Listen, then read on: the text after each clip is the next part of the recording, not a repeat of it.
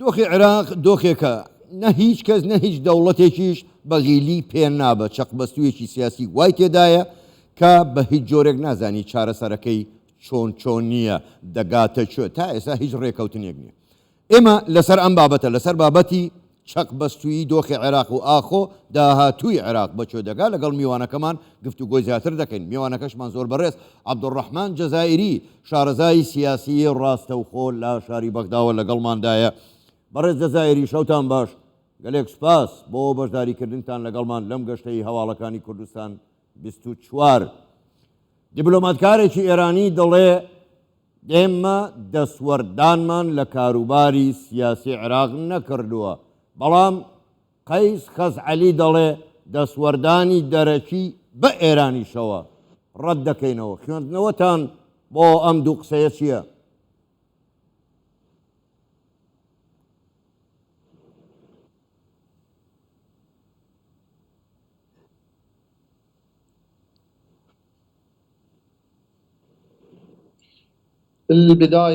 سەرەتا سڵاو ڕێز سڵاوێکی تایبەت بۆ کەناڵی کوردستان 24 بەڕێز. ئەمڕۆ لە ڕاستیدا ئەوەی کە دەگوترێ ئەوەی کە قسەی لەبارەوە دەکرێت لەبارەی نەبوونی دەسوەردانی ئێرانی لە کاروباری عێراقدا هەروەها وڵاتانی دراوسێ ئەمە پێمان وایە لێ دوانێکی ورد نییە بەڕاستی. بۆیە ئەمڕۆ دەبینین دەسوەردان هەیە، دەسوەردانی ڕۆن و زەق هەیە لە کاروباری عێراقدا لە لایەنی ئێرانی و لە لایەنی تورکیەوە دەسوەردان هەیە، تەنانەت لە لایەنی ئیدارەی ئەمریکا و ئەو بەریتانیاش لە هەمان کاتدا دەسوەردان هەیە. بۆیە من پێم وایە کە دەسوەردان بەڵێ هەیە لە کاروباری عێراقدا. من ئەوە بە باش ببیرێنمەوە ئەو گوتەی کە دکتۆر ئەحمەد چەلەبی ئەو کاتە ڕەحمەتی خوای لێ بێت ئەو پیاوە سیاسیە کە ئەو سەرکێشیە بڵێن بابەتی زۆری لەخۆ دەگرت، بەڵام ئەو قسەی کە هەبوو کە بابەتی ڕێکەوتنەکە هەبوو دوای داگیرکاری ئەمریکا بۆ عێراقدا ئەو کاتەکە ڕوویدا ئەوە بوو دەسوەردانی ئێران بوو بەڕاستی لە کاروباری عێراقدا. کەواتە ئەمڕۆ چۆن کەسێک دیبلۆماتکارێک لێدوانێکی لەم شێوەیە دەدات کە ئێران بڵێ دەسوەردان لە کاروباری عێراقدا ناکات؟ زۆرینەی گروپە چەکدارەکان کە ئێستا لە گۆڕەپانەکەی عێراقدا هەن پێمان وایە ئەوان پەیوەندی زۆر ڕوون و ئاشکرایان لەگەڵ ئێراندا هەیە، دەستواردانێکی زەقی ئێران هەیە زۆر ڕوون و ئاشکرایە. ئەمە شتێکی شاراوە نییە بۆ گەلی عێراقی. ئەو دەسوەردانی کە هەیە بەردەوامیشە لە هەمان کاتدا. ئێمە ئەوەش لەبیر نەکەین بابەتی داعشیش کاتێکەوە داعش هات بۆ خاچی عێراق، خاچی عێراقی داگیر کرد، ئەو کاتە دەسوەردانی ئێرانی بوو بە سیاسی و سەربازش لە یەک کاتدا یارمەتی هەبوو لەلایەن ئێرانەوە شارەزایان لە شارەزە ئێرانیەکان لە خاچی عێراقی و تەنانەت لۆبیۆنەکانیش بوونیان هەبوو کە ئەوان ئێستا پشتیان پێدەبەسترا ئەو کاتە لە شەڕی دژی داعشدا. ئەمڕۆ بابەتی مژاری دەسوەردانی ئەمە سەبار ئەوەی کە بەڕێز موسەوی دەیڵێت بەڕاستی ئەمە دژی واقعە، من دژی ئەو لێدوانەی بەڕێز موسەویم بڵێ دەستوەردانێکی زۆر ڕۆن و ئاشکرا هەیە لە ئیدارەدانی دۆخی عێراقدا لە هەمان کاتدا دەسوەردانی ئابووری وەکو بابەتێکی هەرێمایەتیش لە هەمان کاتدا هەروەکو گوتم دەسوەردانەکە زۆر ڕوونە. بەڵێ زۆر باشە. بەڕێز جەزائیری کەواتە دەتوانین بپرسین بڵێن چوارچێوەی هەماهەنگی ئەجێندای ئێران جێبەجێ دەکا و دەیەوێ حکوومەتێکی دڵخوازی ئێرانی لە عێراق دروست بکات؟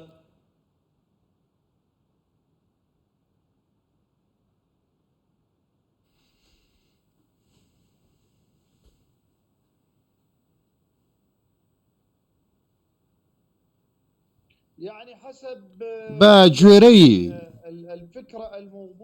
ئەو هزرەی و ئەو بۆچوونەی کە هەیە لەلایەن چوارچێوەی هەماهەنگی بەڵێ بابەتێکی ڕێککەوتن هەیە لە 2 ساڵی ڕابردوو یان چەند ساڵی ڕابردوودا ئەم بابەتە هەیە. ئێستا گۆڕانکاریی سیاسی ڕوویداوە بابەتی لە سیاسەتی ئێرانیدا بەکشانەوە. ئێستا ئێرانیەکان پێشتر دەستوەدانێکی ڕوونیان هەبوو. ئەمڕۆ بەڕێز سەماحەتی سید ئەمەر حەکیم و ماڵی حەکیم ئەوان پەیوەندێکی زۆر ڕووناشکرایان لەگەڵ کۆماری ئیسلامیەوە هەیە.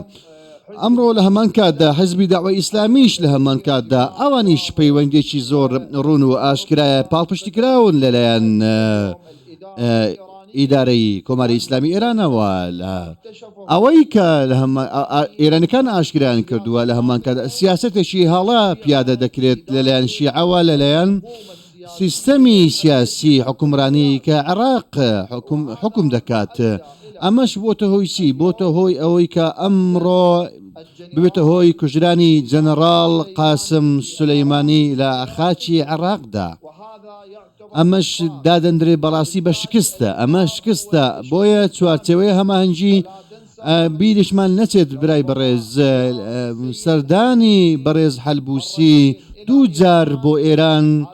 ئەمە بەڵگەیەکی دیکەیە زۆر کە ڕوون و ئاشکرایە کە ئەمڕۆ دەستوەردان هەیە لە پرۆسەی سیاسی و کارنامەی سیاسی لەوەی کە ناو دەبنرێت لە باڵوێزخانەی ئێران و کونسوڵخانەی ئێران لە عێراقدا و هەروەها لە هەمان کاتدا شارەزە ئێرانیەکان کە کار لە پرۆسەی سیاسی عراقیدا دەکەن لە هەمان کاتدا چەندین بواری دیکەی ئابووری شەنکەوە ئێرانەکان تێدا کاری دەکەن. بۆیە ئێمە ئەمڕۆ پێمان وایە کە سیاسەتی ئێرانی زۆر ڕوون و ئاشکرایە بە دەسوەردان بابەتی چوارچەوەی هەماهەنگی یاخود بڵێن بەتایبەت چوارچەوەی هەماهەنگی ئەوەی کە ئەمڕۆ پێیەتی لە بابەتەکان لە پێکێنانی حکوومەتی عراقیدا کە ئەمڕۆ کاری لەسەر دەکرێت. ئێمە پێمان وایە ئەمڕۆ چوارچەوەی هەماهەنگی بە تەواوی پێکاتەکانیەوە لەگەلی عراقیدا لە هەمان کاتدا ئەو پانتایەی نهێشتوتەوە بۆ کۆماری ئیسلامی ئێران، بەڵام لە هەمان کاتدا ڕاوێژکار هەن لە ڕووی سیاسیەوە ئەوان پێیان وایەکەوە دیدگای خۆیان هەیە، کارنامەی سیاسی خۆیان هەیە بۆ پێکردانی حکوومەتی داهاتوودا. ئەمەش بەڵگەیە بۆچی؟ بەڵگەیە لەسەر دەستەوەردانی ئەمریکیش لە هەمان کاتدا لە سیاسەتی عراقیدا. ئەمڕۆ عراقیەکان بەڕاستی داگیر کراون لە ژێربەندی حوتی نەتەوەیەکگرتووەکاندا لە هەمان کاتدا. ئەو پلانەی بریتانیاش کە هەیە ئێرانەکان بۆیە پێیان وایە کە دەیانەوێت گەلی عراقی و بەرژەوەندەکانی عراقیش بپارێزن، بەرژەوەندەکانی خۆشیان لە هەمان کاتدا بپارێزن. بۆیە دەستوەردان لە پێکردانی حکوومەتدا دەکەن ئێرانیەکان. ئەمە سەبارە بە چوارچەوەی هەماهەنگی ناکۆچیەکان لەگەڵ ڕەوتی سەدردا لەگەڵ کۆماری ئیسلامی ئێرانیدا ئەمە زۆر ڕوون و ئاشکرایە کە ئێمە بمانێ قسە لەسەر بکەین. بەڕاستی بە تەواوی پێکاتەکانەوە وەکو گوتم دەستوەردانێکە لە هەموو بابەتەکاندا ڕەوتی سەدر ناکۆکە لەگەڵ ئێرانیەکاندا. ئەم ناکۆچیە کە من پێم وایە ئەمە هیچ پاساوێکی نییە وەکو گوتم، بەڵام دوای ڕاگەاندنی بەڕێز حائیری بۆ دەستەکارکێشانەوە کە یەکێکە لە سەرکردەکانی تائیفەی شیعە لە عێراقدا بە پەیڕەوکردنی ویلایەتی فەقێه لە ئێراندا لە هەمان کاتدا لە سەرکردەکێشانەوەی کە گوتی دەبێت ئەوانەی کە سەر بە سەدرن دەبێت بەشێک بن لە ویلایەتی فەقێه زۆر باش ویلایەتی خامنەئی لە هەمان کاتدا.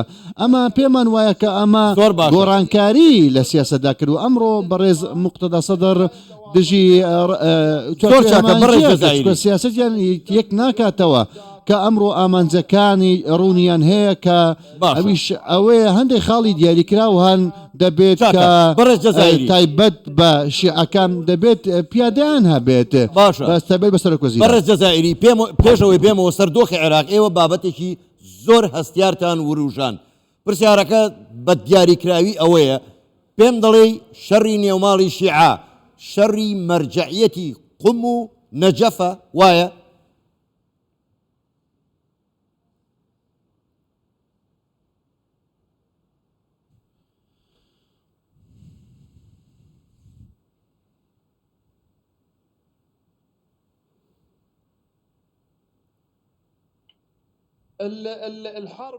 ئەو جەنگە ئەو یان ئەو شەڕێکە هەیە تۆ لە ڕاستیدا تۆ ناوی دەنێ جەنگ، من ناوی دەنێم حسابات، شتێکی جیاوازە، سەرژمێری بۆ سیاسیەکانە لەلایەن ڕەوتی سەدرێەوە. وەکو گوتم بەڕێز موقتەدا سەدر کێشەیەکی زۆر گەورەی هەیە کە پێوە دەناڵێنێت بەڕاستی بە درێژایی دامەزراندنی سوپای مەهدی کە سوپایەکی نظامی نەبوو لە ڕاستیدا ئەم سوپای مەهدیە کە کاری دەکرد و لە بواری سەربازیدا لە دژی ئەمریکەکان کاری دەکرد شتێکی نظامی نەبوو لە هەمان کاتدا لەگەڵ ئۆپراسیۆنی هێرشی چوارچاکان کە بەڕێز مالیکی بەڕێوەی دەبرد دوای ئەمانە ناکۆچیەکان زیاتر بوون ناکۆچی ئیدارەدانی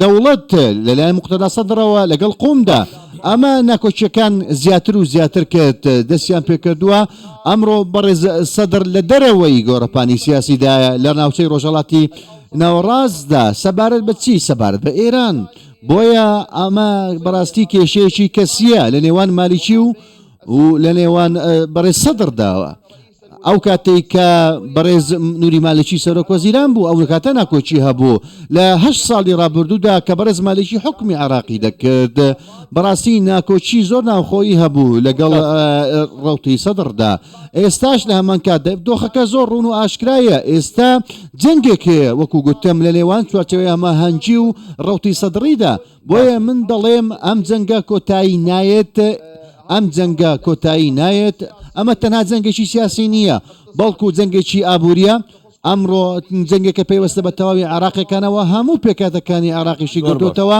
کە ڕنگدانەوەیکی خراپی هەبووە سونەی عەرەبیش لە هەمان کاتدا تەنانەت لەلایەن بۆ سەر کوردەکان و حکوومەت هێرمی کوردستانیش کاردانەوەی هەبووە ئێستا یاریەکە و ناکۆچیەکە ڕەوتی سەدر و چوارچێ هەماهەنگی بەم شێوەی لێ هاتووە من ئێستا قسەیەک ئاراستە دەکەم لە ڕێگەی کەناڵی بەڕێزی ئێوەوە کەناڵی کوردستان 24ەوە ئێوە ئەمڕۆ بەڕێز لە سەرانی سیاسی لە هەرێمی کوردستان ئێوە پێویستە کە دەبێت دۆخەکە هێور بکەنەوە لە نێوان ڕەوتی سەدر و چوارچێوەی هەماهەنگیدا ئێمە باش دەزانین سیاسەتی ئێوە سیاسەتێکی ژیرانەیە سیاسەتێکی میانڕەویە خۆشەویستیتان بۆ وڵاتان هەیە کە لێرەدا ژیاون من پەیامم بۆ هەیە بەڕێز سەرۆک مەسعود بارزانی هەیە هەروەها برایانی هاوبەشانی سیاسی لە حکوومەت هەرێمی کوردستاندا کەوا پەیامەکەمان بگەینن بۆ ئەوەی کەوا ڕۆڵێکی هێورکردنە ببینن تەنانەت چوارچێوەی ئەمەهەنگیش ئەگەرچی ئەوان هەڵیان هەبووە